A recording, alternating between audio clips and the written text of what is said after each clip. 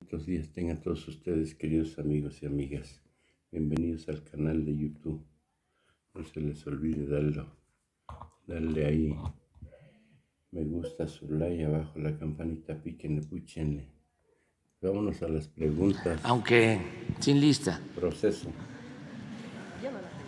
Buenos días, presidente. Gracias. Dalila Escobar, de Proceso. Primero preguntarle sobre el tema, sobre el ataque a los encuestadores de Morena que se dieron en Chiapas.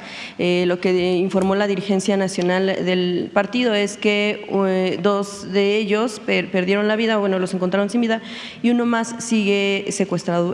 Preguntarle primero qué información tiene al respecto de eso, y a raíz de ese aspecto, porque esto fue en el municipio de Juárez, en Chiapas, ¿cuáles son los puntos que han encontrado que puedan ser de preocupación en torno a la seguridad en este estado, en específico por el tema también en el contexto electoral?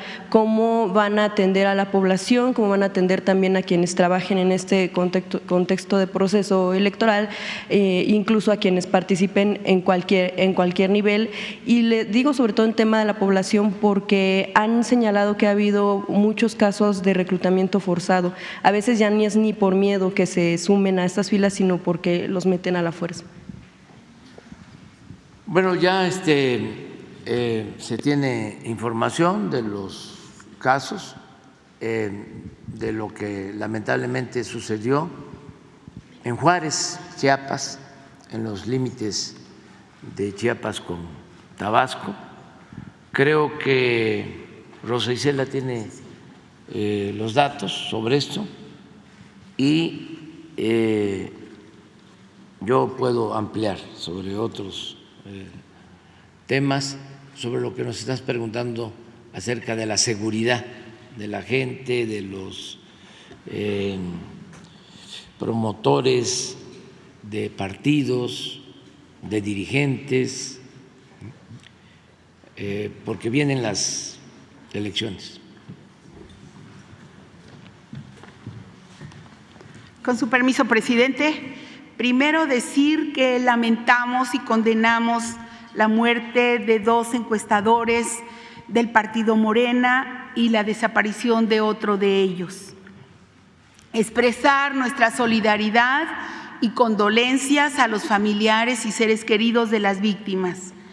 Decirles que desde el momento en que ocurrieron los hechos, coordinamos las acciones correspondientes para atender la situación a través de la Mesa de Construcción de Paz estatal y personal de la CONACE, el cual reforzó el trabajo de las Fiscalías Generales de Chiapas y Tabasco para comenzar las investigaciones. Allá se encuentra un grupo de la Secretaría atendiendo precisamente este problema. Informarles que se logró resguardar a otros dos trabajadores que se encontraban en el sitio, en el Hotel Benito, allí en Juárez, Chiapas. Y además, aquí hasta el momento decirles que hay 3 detenidos por estos hechos, a quienes se les aseguró una camioneta, un arma de fuego y objetos sustraídos a las víctimas, por lo que nosotros queremos asegurar que no habrá impunidad respecto de este caso. Reiterar que hemos venido trabajando y que vamos a continuar en la investigación, en las acciones de búsqueda también para localizar al encuestador que aún continúa desaparecido. No escatimaremos esfuerzos y las fiscalías de Chiapas y Tabasco seguirán informando de los avances. Estos hechos ocurrieron el 30 de septiembre.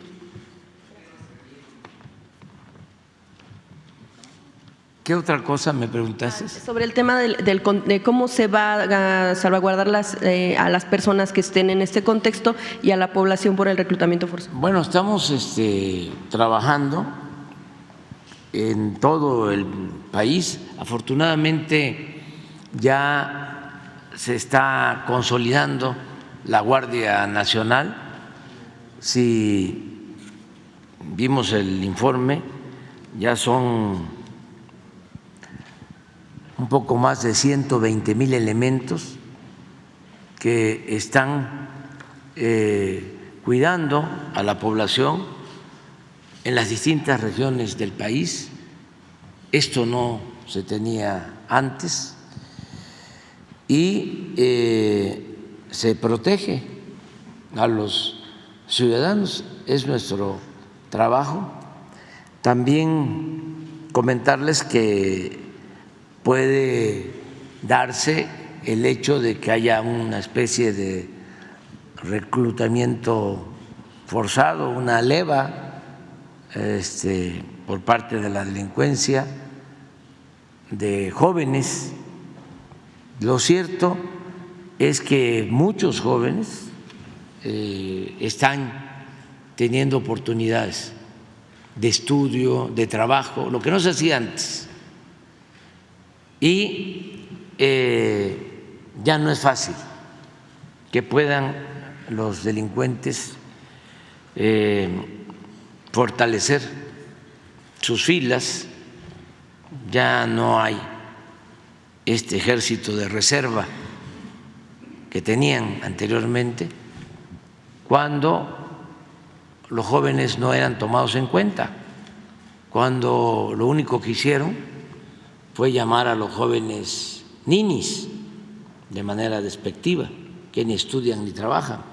Ahora ya los jóvenes tienen derecho a la educación, al trabajo. Yo les comentaba, hay dos datos que son importantes. Primero, que todos los que estudian preparatoria, eso nunca se había hecho en el país, todos tienen becas, más de 4 millones de jóvenes. ¿Qué se ha logrado con esto? Reducir la deserción escolar, que los jóvenes no abandonen la escuela. Ese es un dato importantísimo. En el marco de nuestra estrategia de atender las causas que llevan a la violencia.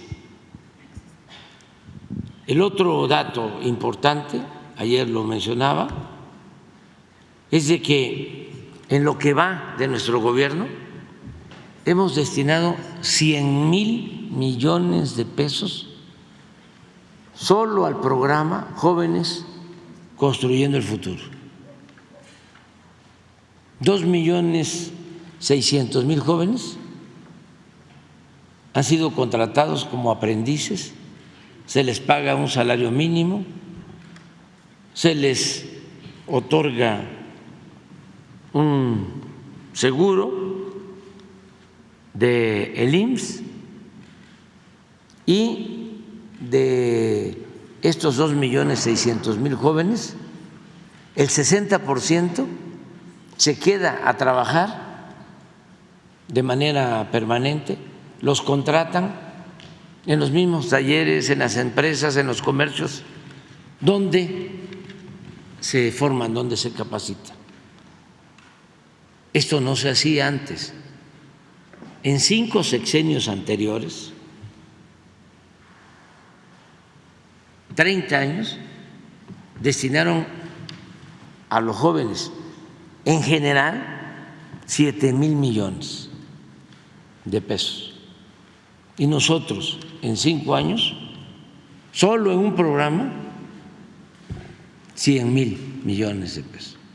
Entonces, sí puede estar sucediendo de que las bandas de la delincuencia organizada no tengan jóvenes porque se les están quitando los semilleros, no pueden enganchar a los jóvenes.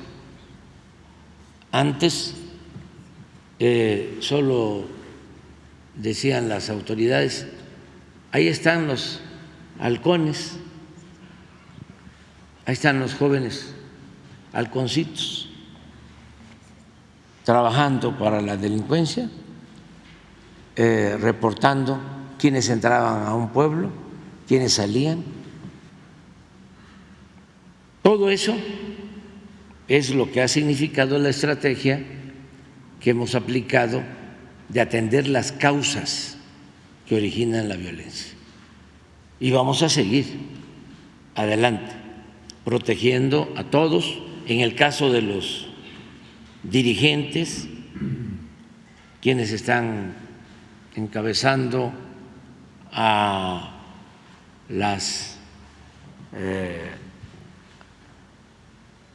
los agrupamientos, ya se les planteó tanto a la señora Xóchitl como a Claudia,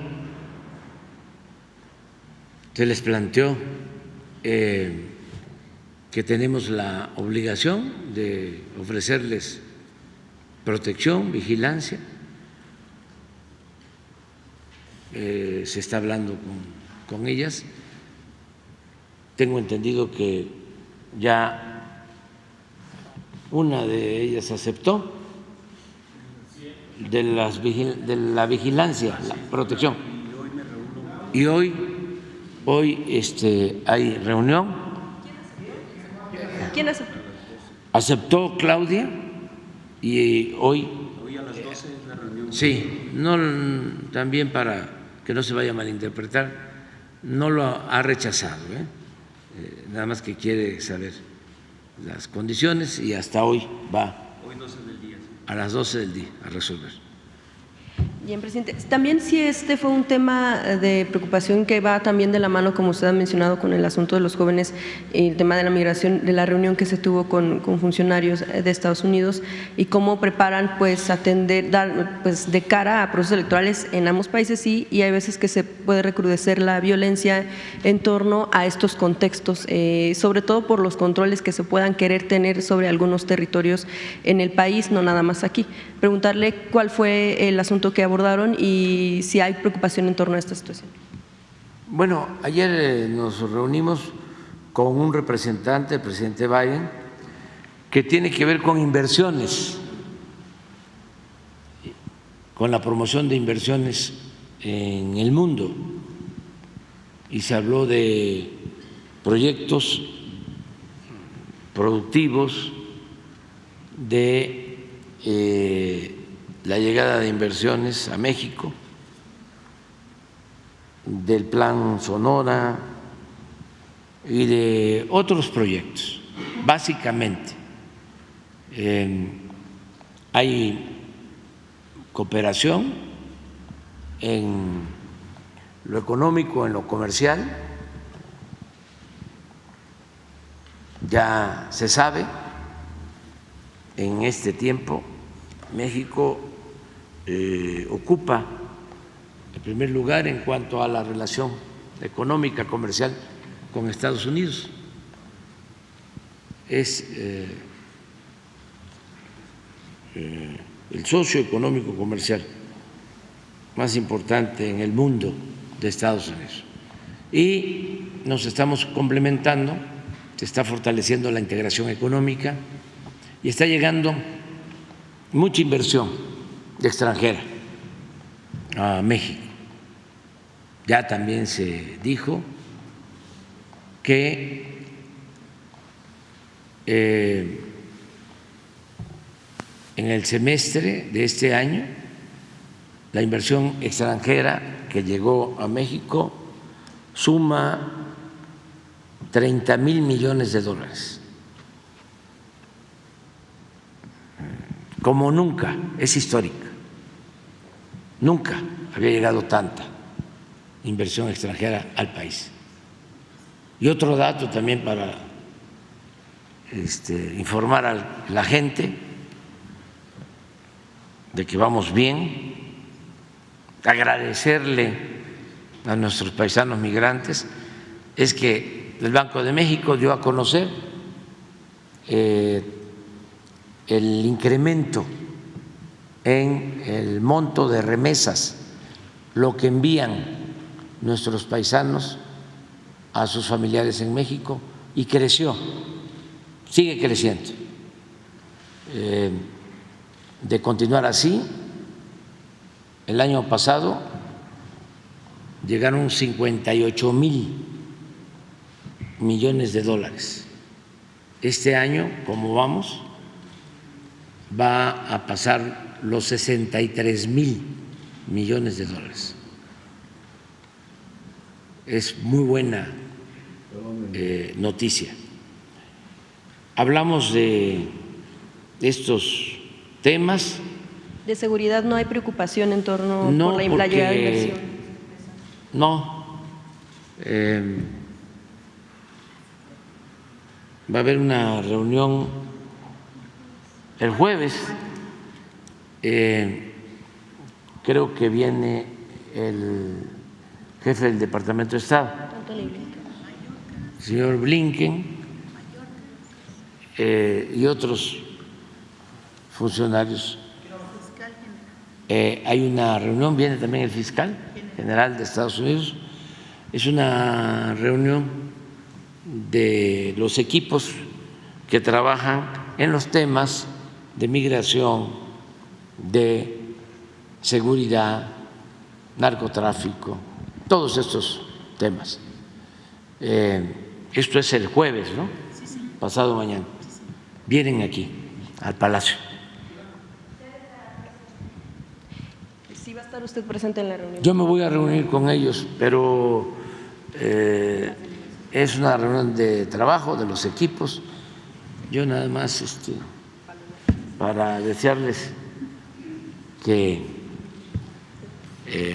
les vaya muy bien en los acuerdos.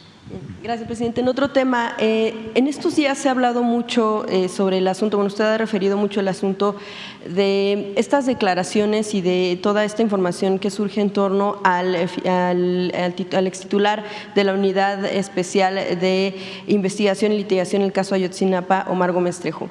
Se habló del tema de que, bueno, pues usted lo investigaría por asuntos que están relacionados con una supuesta o posible protección a Murillo Karam. Sin embargo, de un asunto que no se ha hablado, pero que también está relacionado, tiene que ver con el asunto de las órdenes de aprehensión que se habían cancelado en el mismo tiempo en el que se estaban elaborando todos estos recursos para ver a quienes se podía detener y obtener más información y juzgar, por supuesto.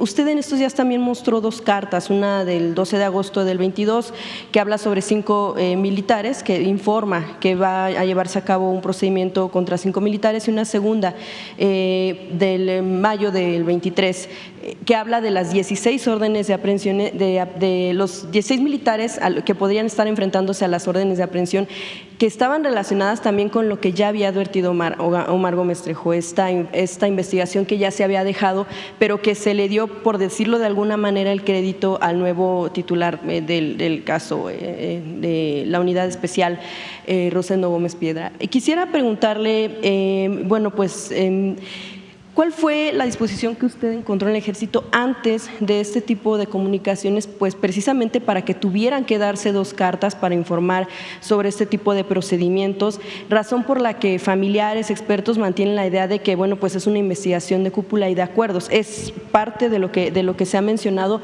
por este tipo de situaciones que se han dado en torno a cómo se está juzgando o el procedimiento que se está tomando para juzgar a militares en este caso de Ayotzinapa.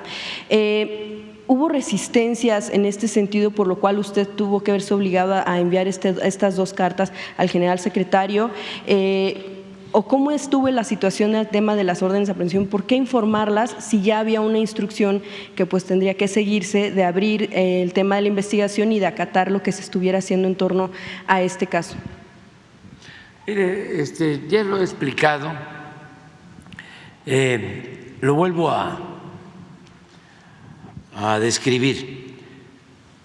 Hicimos el compromiso de conocer toda la verdad sobre el caso de los jóvenes desaparecidos en Iguala y iniciamos los trabajos con este propósito. Son 3 actividades, 3 tareas. Primero, saber bien qué sucedió la noche del 26 de septiembre del 2014 en Iguala. ¿Qué pasó con los jóvenes? Segundo, ¿por qué inventaron hechos? E incluso llevaron a cabo actos de tortura para elaborar lo que se conoce como la verdad histórica, que ya está demostrado que no obedece a la realidad. Querían darle un carpetazo al asunto, inventaron los hechos ocurridos. Y lo tercero, lo más importante, es conocer el paradero de los jóvenes, encontrar a los jóvenes. Entonces, ahí vamos avanzando en la investigación. Como se estaban deteniendo a personas, se estaba investigando, se estaba avanzando, pero lentamente, muy lentamente, le pedí a Alejandro Encinas el año pasado, desde el principio, que continuara la investigación, las búsquedas, seguir hablando con testigos protegidos, indagando, porque lo de la verdad histórica llevó a que algunos que habían participado o no, que fueron torturados, obtuvieran su libertad. Y a partir de ahí se concertó una especie de pacto de silencio. Se enredó, porque lo que buscaban era que nunca se supiera lo que había sucedido y quiénes eran los responsables. Entonces, Encinas me presenta un primer informe y vienen nombres de posibles responsables, algunos detenidos, otros no. Por ejemplo, en ese informe venía como responsable el procurador de ese entonces, Murillo Karam, y venían como 5 o 6 militares en ese primer informe. En general como 20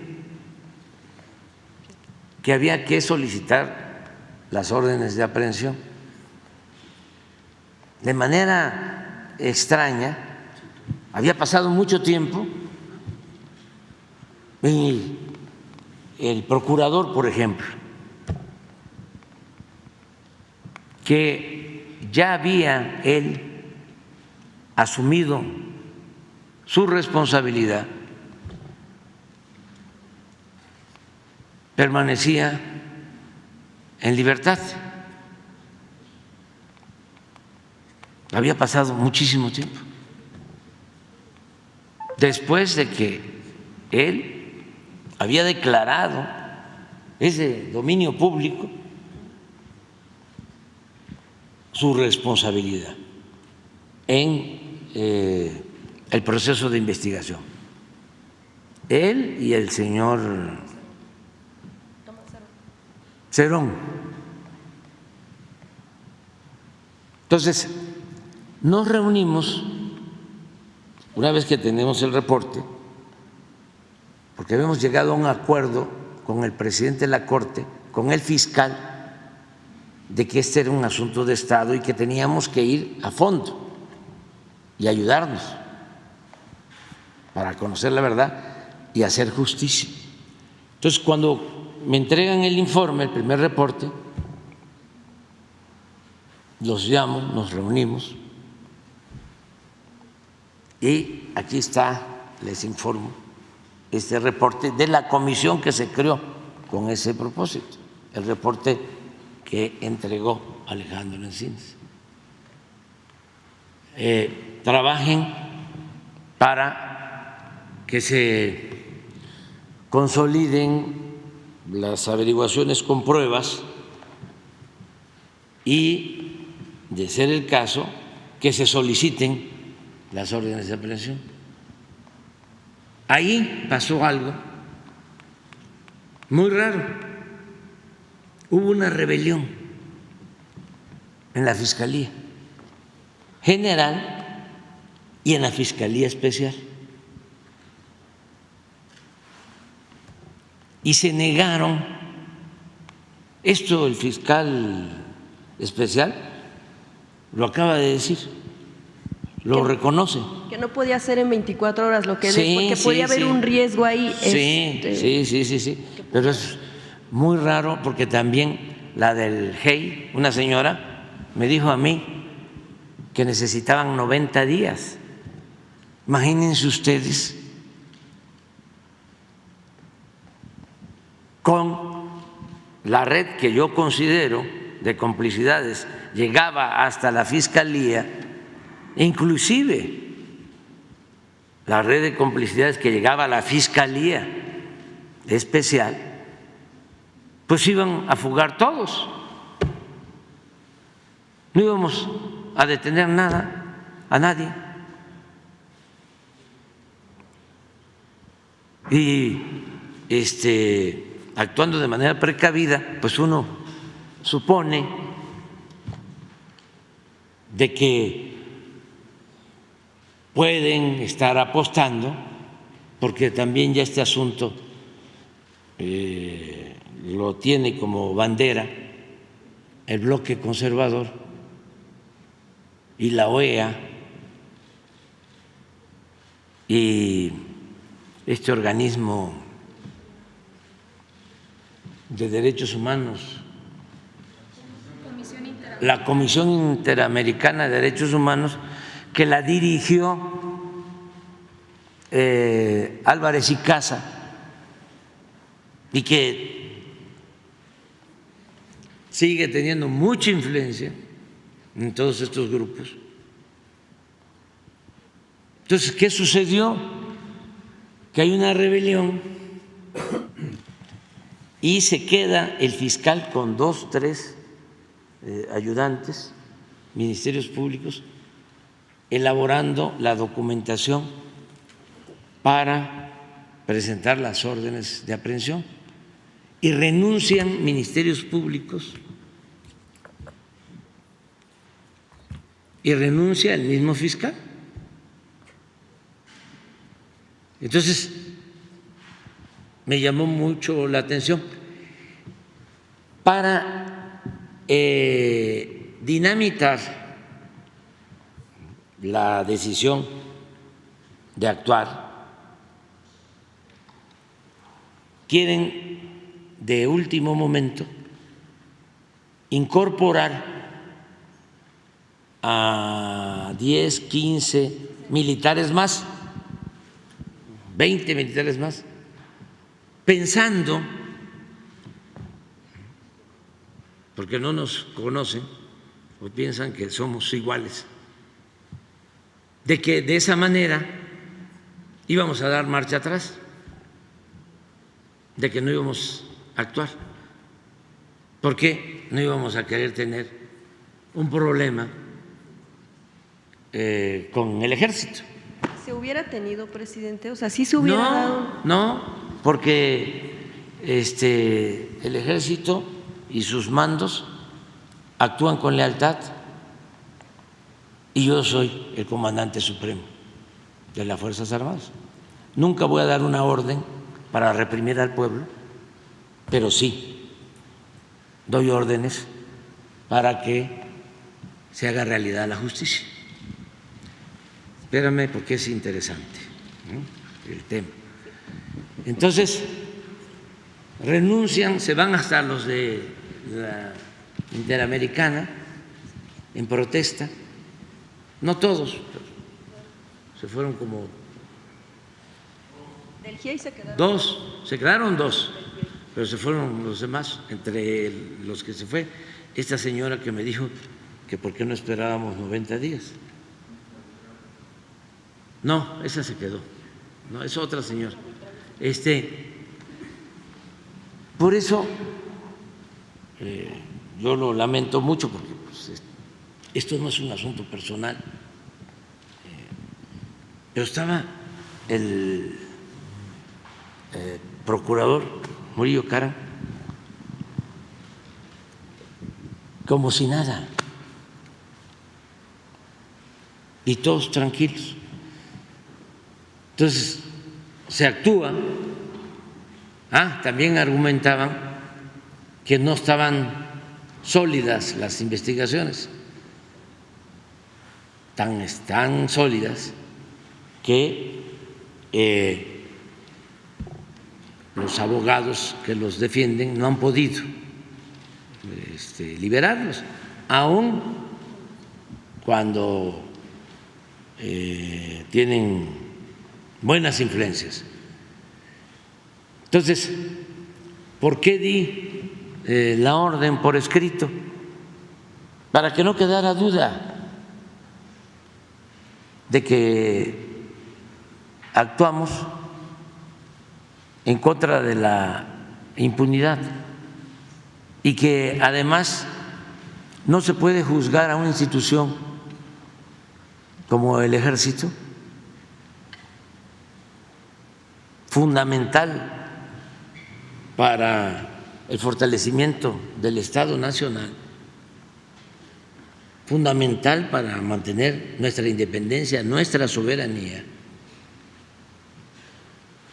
No se puede socavar una institución como el Ejército solo por el mal comportamiento de 1, 2, 5, 10, 15, 20, 30, 40, 50, 100 de sus miembros.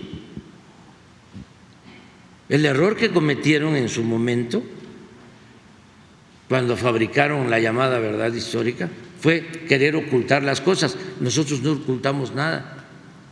Al contrario, si se habla con la verdad, en vez de afectarse una institución, porque a lo mejor por eso actuaron de esa forma o bajo ese supuesto,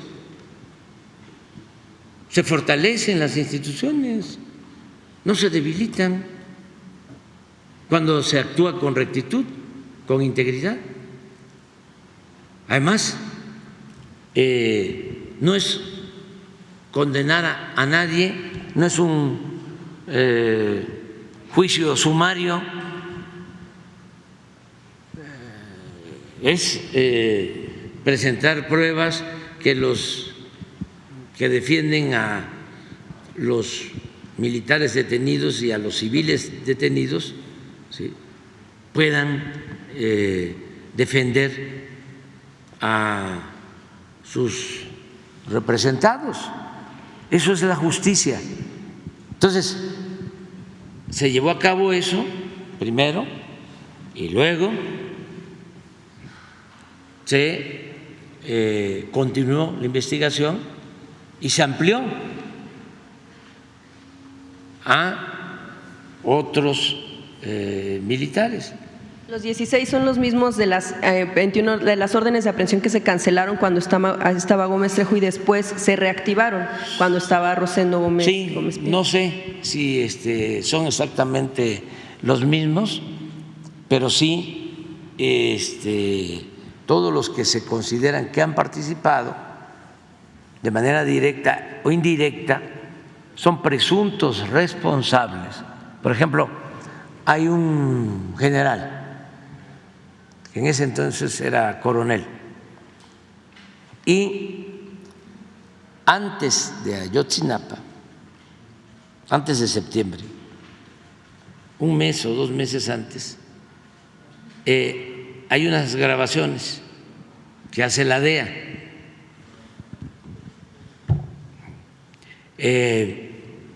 donde graban a unos delincuentes hablando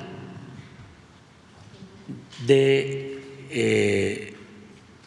ese coronel, creo que Nieto, pero no había sucedido lo de Ayotzinapa. Entonces, como está en las grabaciones, y además nosotros no queremos ser rehenes de ningún gobierno extranjero.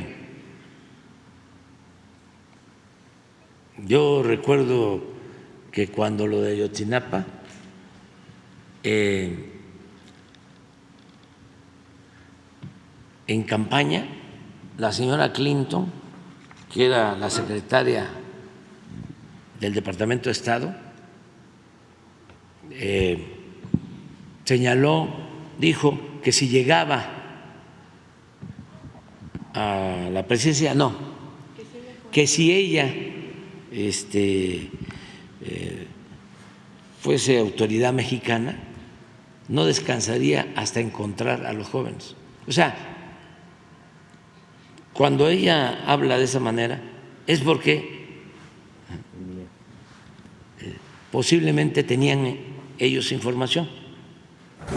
Entonces, cuando se empieza a hablar de que habían estas grabaciones de la DEA, yo hablé con la vicepresidenta Kamala Harris para que nos enviaran todo lo que tenían.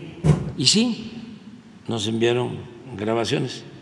También estos abogados y asesores, los que parece que no quisieran que se aclarara nada y que al final resultáramos nosotros responsables, también como encubridores, como si fuese la elaboración de una nueva verdad histórica, porque así son de perversos. Decían, es que no está completa la información de los discos, porque no son seriales, está el disco 1, el 2, el 3, pero luego mandaron el 6 y el 7. ¿Y dónde está el 4? ¿Y en dónde está el 5? Entonces ordené que se volviera a solicitar por escrito y nos contestaron que ya no tenían por escrito más. Es algo parecido a lo de la solicitud que supuestamente no ha entregado el Ejército, cuando por escrito se entregó toda la información que se tiene. Sin embargo, ahora es sostener de que no ha entregado la información el Ejército. En ningún país del mundo hay 120 detenidos y autoridades del más alto nivel y militares del más alto rango. En ningún país del mundo. Y no terminamos todavía. Y de una vez les digo a los adversarios, y no es por ellos, sino por los papás. Ahora se molestaron mucho los asesores y los abogados porque yo quiero tener una información directa, por eso lo estoy planteando aquí, con los padres, porque no sé qué les dicen los intermediarios. ¿Ya no quiere que haya intermediarios en estos? No, que vengan, pero lo que les dije es que les íbamos a entregar a cada padre, a cada madre, el informe de manera directa. ¿Y saben qué pasó? Cuando quedé que iba yo a entregar todo, porque me hicieron una solicitud por escrito, y que les íbamos a contestar por escrito, y todo el expediente, las grabaciones, todos los documentos, un informe de la Secretaría de la Defensa, una relatoría. ¿Saben qué pasó? No quisieron recibir la información y por eso la subimos. Está en las redes, porque no queremos manipulación. Es más conveniente para todos la transparencia, no ocultar nada, absolutamente. Presidente, justo sobre el tema de los materiales que Gómez Trejo pudo revisar, o sea, de acuerdo a las declaraciones también que ha ofrecido, que pudo revisar yendo a Estados Unidos porque o sea, fue así de que tenía que ir a revisarlos directamente allá, asegura que una de las cosas que encontró es que desde el ejército, lo que él informa, se vendían armas, capacitaban incluso a delincuentes y recibían dinero. Quisiera preguntar también si el general pudiera dar respuesta o usted como comandante supremo, hay dos elementos a los que apuntan tanto integrantes del GIE como la unidad, que es un poco lo que usted acaba de mencionar, que es a los estudiantes los estaban monitoreando desde el ejército desde tiempo antes de los hechos y sabían qué es lo que estaba sucediendo con el tema de drogas, pero también con el tema de pues estas protestas que hacen los jóvenes, sobre todo cuando son normalistas. También lo que apuntan es que hay información del Centro Regional de Fusión de Inteligencia, el CERFI, de Iguala. Uno de los argumentos que ha dado el ejército es que ellos operaban desde 2015, sin embargo, estos expertos encontraron algunos elementos también de que en realidad sí operaba desde 2014 y también investigadores cuando entraron a la 35 zona militar en Chilpancingo encontraron que un documento que indicaba una investigación interna del ejército sobre Iguala que no se compartió ni con la unidad ni con la COBAG. Y también, ¿qué es lo que sucede con toda esa información que es por la que ellos salieron y que dicen que es por la que el ejército se resiste? Son conjeturas. ¿Sí? Siempre, ya ven cómo soy, digo lo que pienso. Son conjeturas. Si ellos tienen elementos, pruebas, que las presenten. Son las que le están pidiendo al ejército porque son las que encontraron ellos al poder entrar. Bueno, si las encontraron, pues a ver que las den a conocer. Porque todo lo que tiene la Secretaría de la Defensa se ha entregado. Y no hay más que lo que dice el ejército sobre eso. Hasta ahora no se ha encontrado más. O sea, que diga, no hay más y se le cree. No se ha encontrado más. Y todo es puras conjeturas. Por eso no les tengo confianza a asesores y a los investigadores. Sí, son además muy conservadores. No le hace que no les guste a nuestros adversarios la forma como me expreso o digo las cosas, pero tienen actitudes muy irresponsables, muy irresponsables. Y estamos nosotros haciendo la investigación y jamás vamos a ocultar los hechos, jamás vamos a permitir la impunidad. No somos iguales. Estos que están muy activos ahora, cuando Calderón declaró la guerra, porque son de la misma corriente del pensamiento de Calderón, Álvarez y Casa, es filopanista, conservador.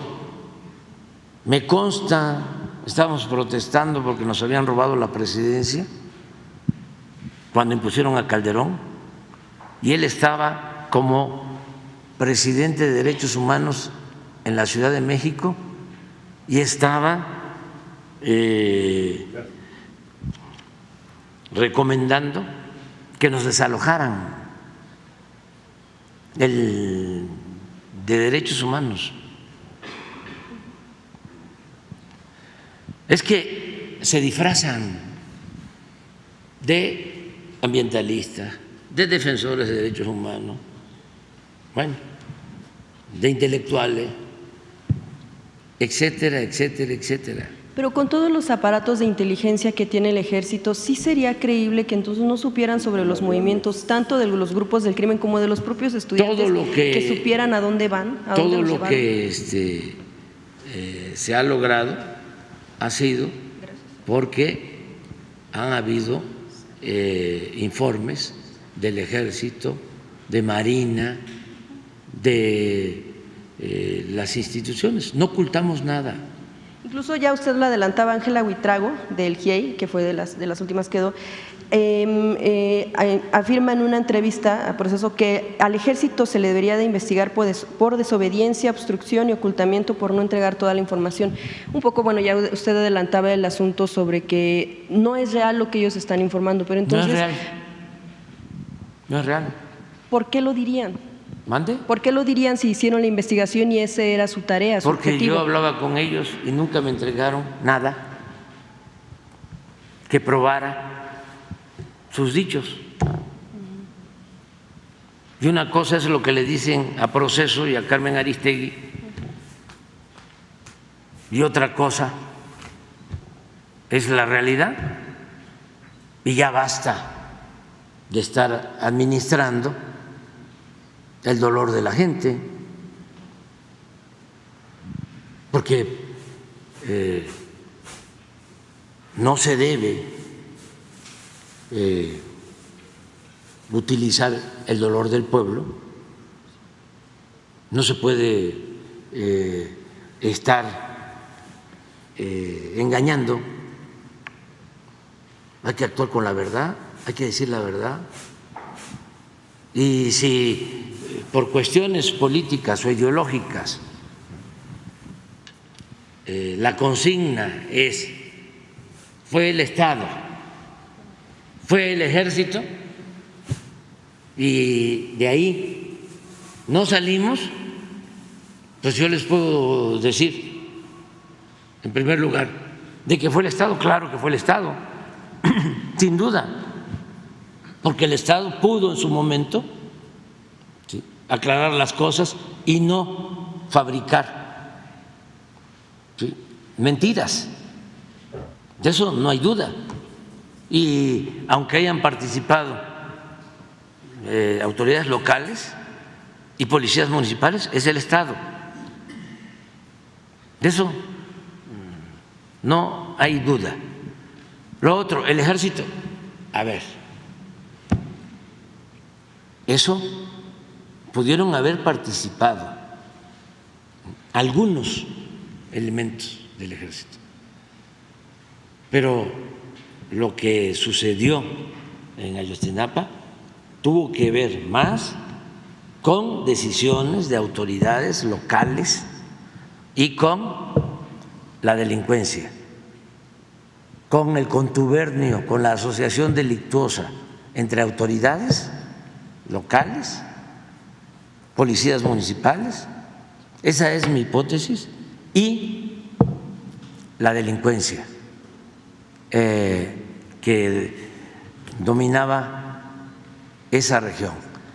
Que esa delincuencia tuviese vínculos con algunos militares, ¿sí?, o ¿sí?, que los militares de la región se hayan enterado y no hayan evitado que desaparecieran los jóvenes y que hubiesen cometido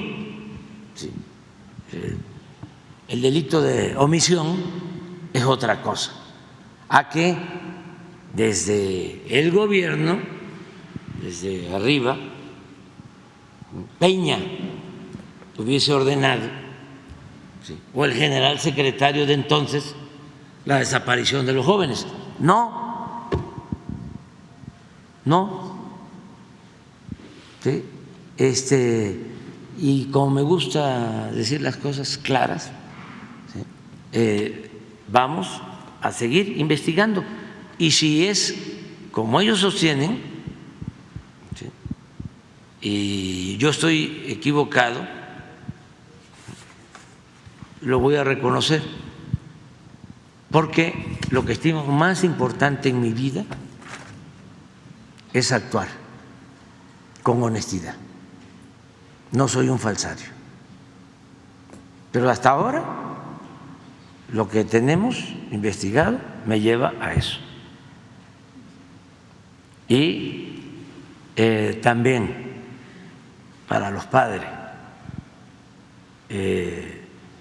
estoy en el compromiso de que antes de que termine voy a cumplir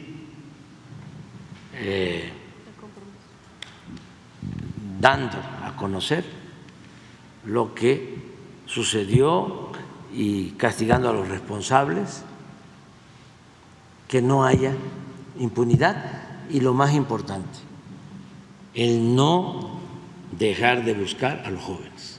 Y finalmente, presidente, sobre este mismo tema y para terminar también, usted menciona que no es la institución en general, pueden ser 1, 2, 3, 100 elementos los que pueden estar cometiendo irregularidades, pero entonces ahí que falló la cabeza, en ese caso pues es el general que estaba en ese momento cuando Peña Nieto, Cienfuegos. Falló eso, también pues falla el propio presidente porque pone a cabeza a alguien que pues no se da cuenta de que esos elementos cometen irregularidades. ¿Cómo falló Calderón? Sí, también. Ustedes no dicen nada. Sí, claro. Que puso de secretario de Seguridad a García Luna. O sea, y están callados todos los medios, con honrosas excepciones. Silencio. Y por eso tiene que haber silencio también con lo que sucedió en el caso de Ayotzinapa, desde la presidencia, desde también como comandante supremo. Sí, pero es distinto. Peña. Esto es distinto. ¿Sí? Calderón convirtió a García Luna en su brazo derecho. Sí. Y García Luna actuaba y tenía relación con las bandas de narcotraficantes. O sea, no es lo mismo. No estoy quitándole responsabilidad a nadie. Lo que quiero, ¿sí?, es que seamos objetivos y que nos apeguemos a la verdad. O sea, porque yo son cosas distintas, ¿no? Yo fui desaforado como jefe de gobierno. ¿Qué hicieron conmigo? Se supone, porque ni fue cierto, de que unos funcionarios de un fideicomiso de Santa Fe,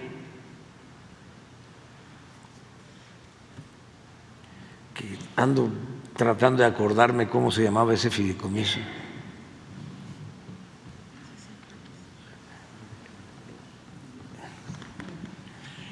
que lo creó Manuel Camacho,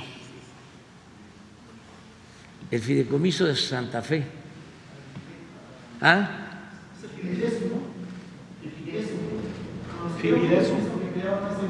No.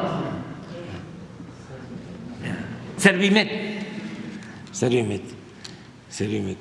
Ese fideicomiso era el encargado de manejar todo lo que era uso de suelo en Santa Fe, el Servimet, y abrieron una calle para comunicar al Hospital ABC. El que se sentía dueño de esos terrenos, que también había detrás mucha corrupción, presentó un amparo en contra de Servimet, porque en esos tiempos ese era otro gran negocio, otro botín de que inventaban de que les habían expropiado sus predios los predios ni siquiera eran de ellos. Eso fue lo del paraje San Juan, que hicieron escrituras falsas, no existía el predio. Todo esto en contubernio con jueces, con notarios públicos, y obligaban al gobierno a pagar una indemnización. Un juez federal, incluso la Suprema Corte, a mí me querían en una ocasión condenar a pagar 1.810 millones de pesos por un terreno que se había expropiado en la época de Salinas, que se llama el paraje San Juan, que ya está poblado, habitado. Pero ahí cierro el paréntesis. En el caso que me ocupa, estos de Servimet quieren abrir el camino y el supuesto dueño presenta un amparo y no siguieron construyendo el camino. Sin embargo, el dueño presentó una denuncia en contra de los que no habían supuestamente cumplido la orden de acatar el amparo. Como yo era el jefe de gobierno, fíjense, terminaron culpándome a mí, así como se lo estoy planteando. Yo ni sabía. Y eso fue lo que utilizaron para destituirme como jefe de gobierno. La Fiscalía, en ese entonces Procuraduría, el señor procurador tuvo que renunciar, Macedo de la Concha, el nieto de Mariano Azuela, que era presidente de la Corte, todos los ministros de la Corte, Santiago Krill, que era secretario de Gobernación, Fox, desde luego, porque no querían que yo apareciera en la boleta como candidato al 2006. Entonces, si lo que hace un funcionario, si comete un delito un funcionario, es responsabilidad del presidente, es responsabilidad, en este caso, del jefe de gobierno.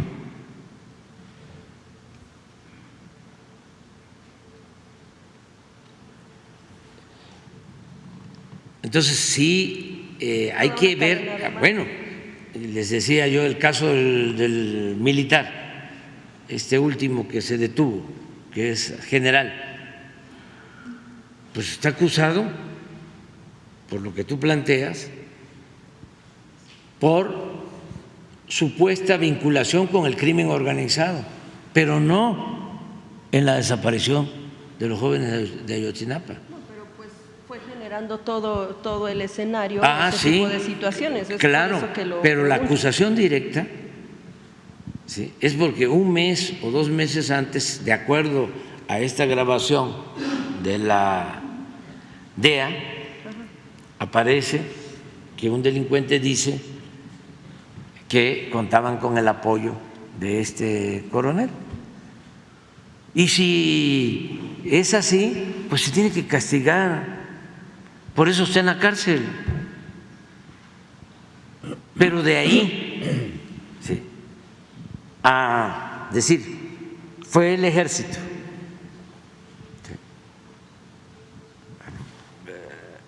es pues bastante temerario. O sea, y yo tengo la obligación, y todos, de cuidar el prestigio del ejército. En todos sus años de lucha, presidente, ¿usted imaginó que iba a llegar a ser un gran defensor del ejército? Sí, sí imaginé, porque como conozco la historia y a lo mejor conviene recordarla en breve. Victoriano Huerta, un mal militar, encabezó con el apoyo del embajador de Estados Unidos, Wilson, un golpe de Estado y asesinaron al apóstol de la democracia de México, a Francisco I. Madero, a un presidente bueno, de los que admiro, de los únicos 3 presidentes que admiro, Juárez, Madero y Lázaro Cárdenas.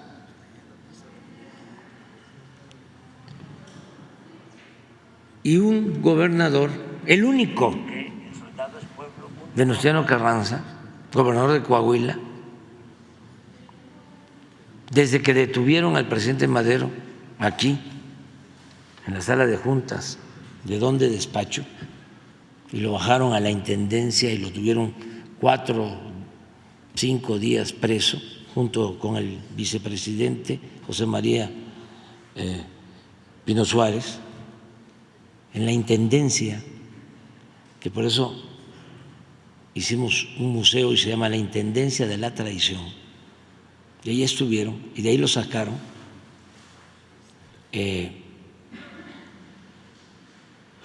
Francisco Cárdenas fue el encargado de la ejecución, también un mal militar que había estado combatiendo a zapatistas y a revolucionarios en el sur de Veracruz, y a él lo escogió Huerta. Y se entrevistó con él, y según el maestro Taracena, le ofreció Huerta una copa de coñac, y ahí fraguaron ese terrible asesinato que avergüenza, es de las manchas más terribles en la historia de México.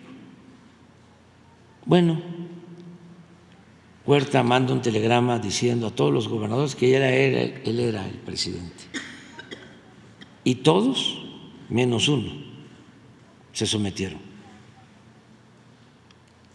Y fue Venustiano Carranza que dijo no, y el Congreso de Coahuila entonces convocó a la rebelión para restablecer la legalidad y la democracia. Y ahí se autoriza la creación de un ejército para enfrentar a la dictadura. Y ahí se funda el actual ejército para luchar por la legalidad, por la democracia y en contra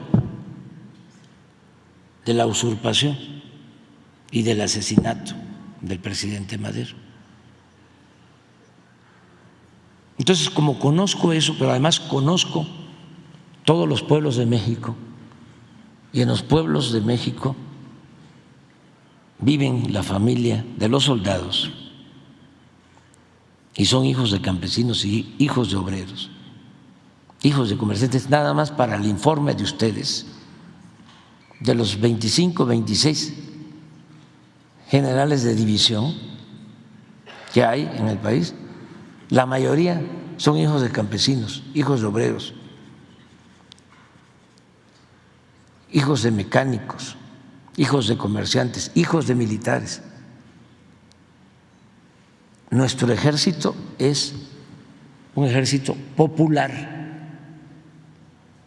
¿Sí? Por eso digo que el soldado es pueblo uniformado. Y cuando han cometido errores, que los han cometido, ha sido fundamentalmente por órdenes de autoridades civiles, por órdenes de los presidentes civiles.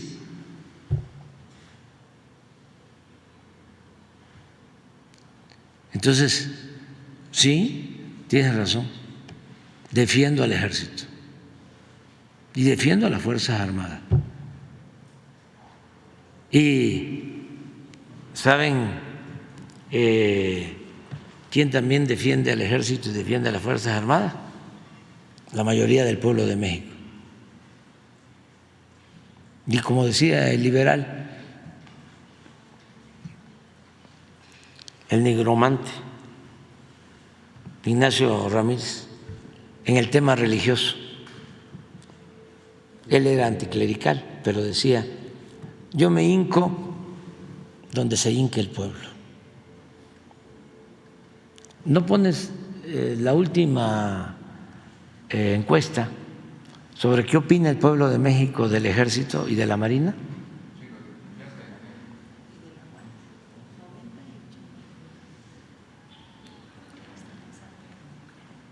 Son temas muy interesantes, ¿no? No se van a quejar. O sea, miren lo que se están perdiendo los conservadores, que ahora, como ya les advertimos en el letrero de que no vean la mañanera, porque les puede ocasionar un problema emocional. A ver, una precisión. Espérate, ahorita no, ya.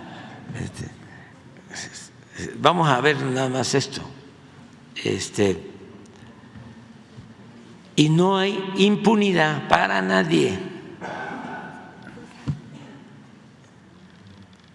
Que comete un delito es castigado.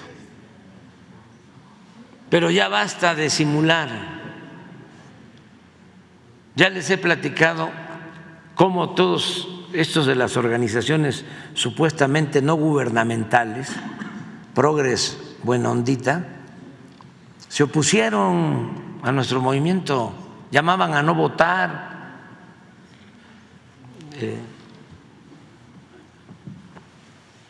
Miren,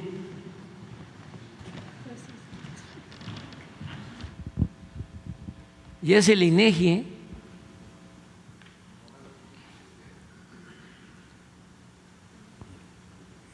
En 2022 la Marina, el Ejército y la Guardia Nacional, siguen contando con la mayor percepción de confianza por parte de la población.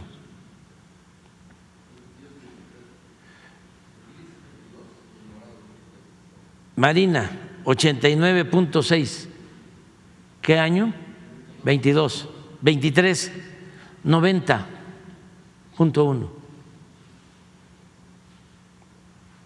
El Ejército, 87.1, 87.2 de aprobación. ¿O es que el pueblo no cuenta? ¿O estos asuntos nada más son para el tratamiento de los académicos, de los expertos, de la élite, de la llamada clase política? Porque esta es a población abierta. Guardia Nacional, miren, apenas creo que cumplió 4 años, ¿no? 80%. La Fiscalía General, 64. Jueces, 59. Policía Ministerial o Policía Judicial, que así se conocía antes, o de investigación, 59. Policía Estatal, 58. Ministerios públicos en los estados, Fuero Común, 58. Policía Preventiva Municipal, 55. Esta es percepción, porque ya saben, esto viene de lejos, tránsito, 47, porque también en defensa de los tránsitos, ¿saben cómo nos manipulaban?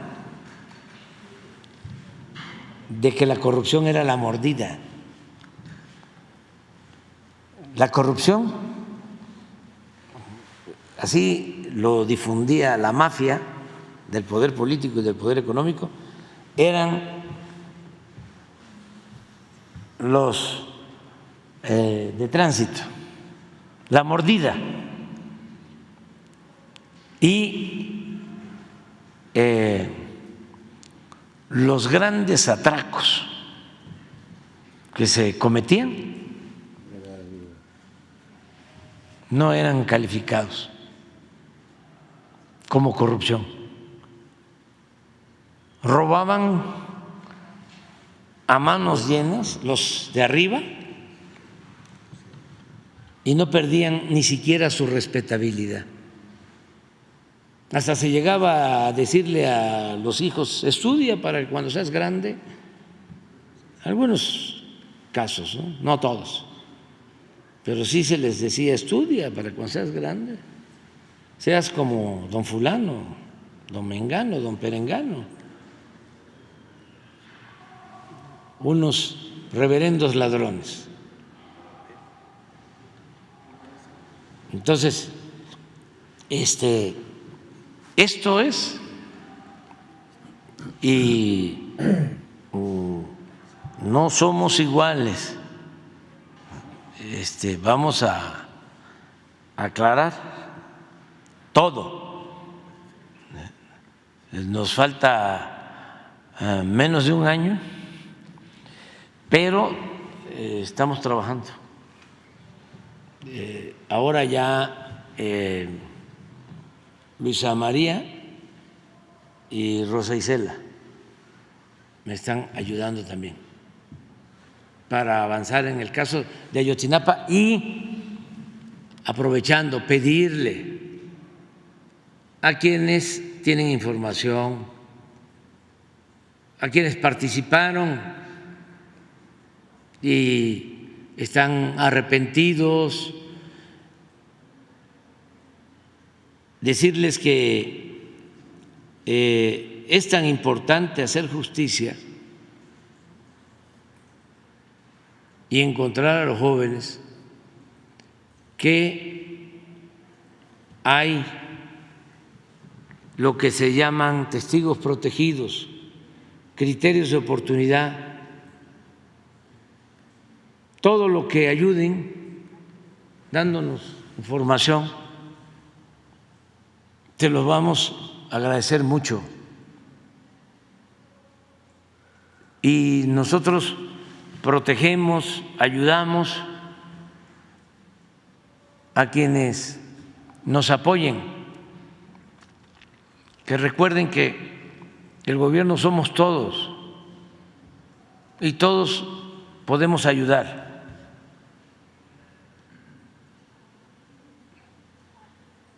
Todos podemos ayudar.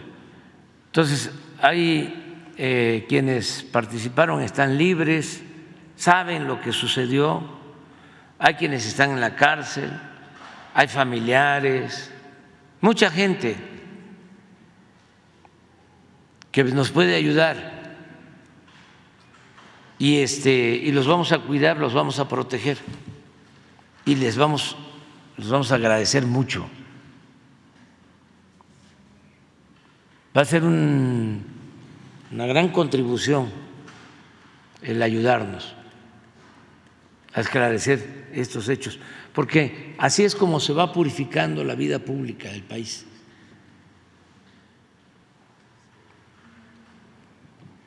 Siempre buscando la verdad, siempre haciendo valer la justicia.